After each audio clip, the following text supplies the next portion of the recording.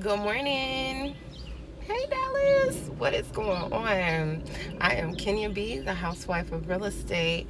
Yo, it is Friday. It is Friday, and guys, this has been a week for real estate. A real good week for real estate. Okay, I never really tell you guys the backdrops, the backstories. I work with investor clients that like to buy off market properties, or they also buy investment properties and they're in another state. And now I don't property manage, but I have someone that does do property management for a lot of my out of state buyers that purchase investment properties. Alrighty, the week has been really weekend. It had, you know, everybody is all gung ho about the 8% or whatever, but people are still buying. So, whatever. Um, my investor client, she decided to try another agent to close on a deal. And things just did not go the way she expected it to go. So she called me last night and she was like, Kenya, I really need to talk to you. I was like, oh my God, what has happened? Because the way she said it, I was like, oh. So as she gets to talking, she was like, I used another agent, which I know she does with other deals that she has going on. No worries. We've closed a few and we haven't ever had any issues. But however, she used this agent, which was the listing agent. And she was like, Kenya, she didn't do all the things that you do for me. She really didn't even want to send me over the seller's disclosure, blah, blah, blah, right? Well, if you use the seller's agent, they represent the seller.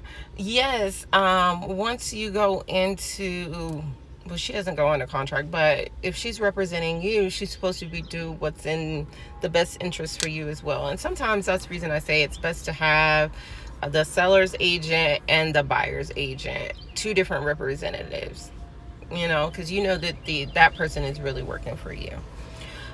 So things just didn't go right. So they've done an inspection, but she ended up terminating the contract yesterday. And things just did not go right. And she was like, Kenya, when she did the FaceTime and they did the walk around, because again, my client is out of state.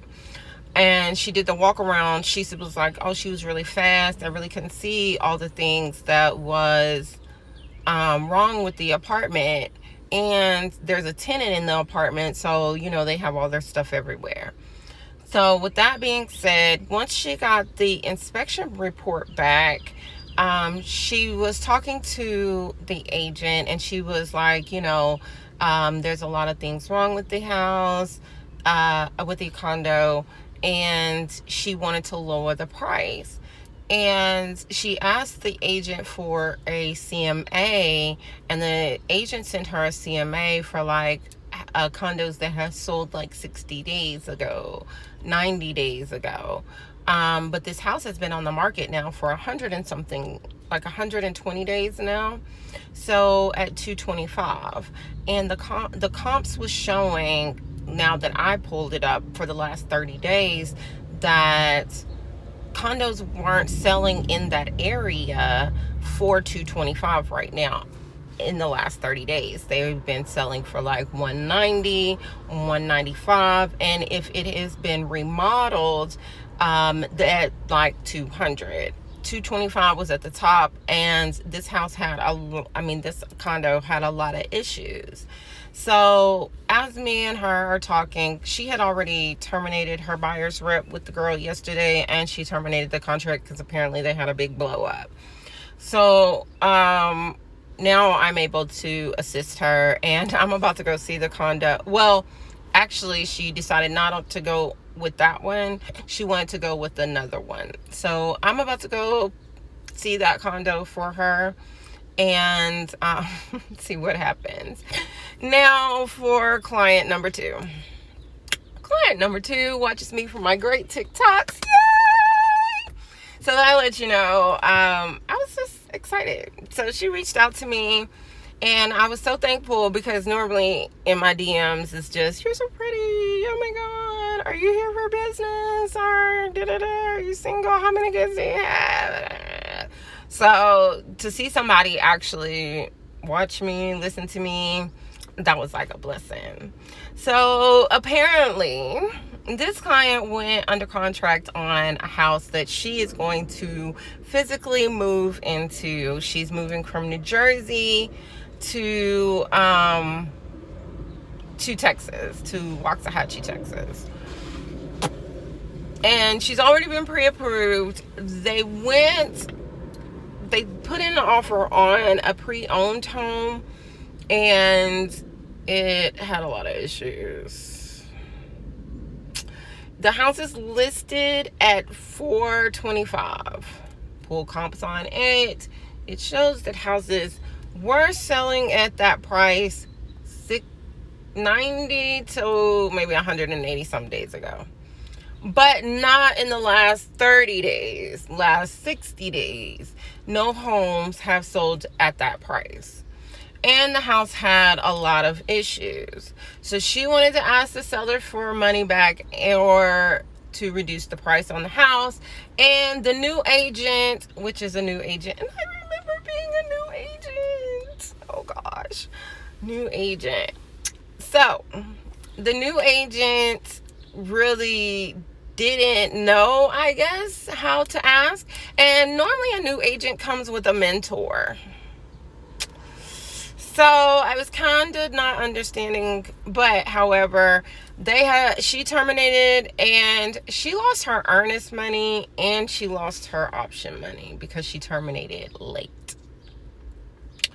And the agent didn't explain it to her apparently very well.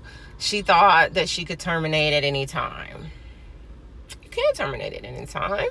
You're just going to lose options depending on your termination date. So if you decide, hey, I need 3 days, 5 days to get an inspection, overlook the house, and I'm gonna give XYZ for that, and you decide, oh, I'm gonna terminate, this is not the house for me, you will lose your option money. If you go over those days and you terminate after that, you risk losing your earnest. And depending on how much you put down, that can be a lot. My client put down $3,000, $500. I think it was $500 too. She put down $3,000 for the earnest and $500 for the option. She lost that money. So she's really, really upset with that agent, huh? Would you be upset with that agent? I'm just saying. So guys, when you are choosing an agent, even if they come as a referral, you need to make sure they understand the contract. You need to understand the sensitive times that you have to be able to get things in, to get things done. Make sure they can understand the inspection report.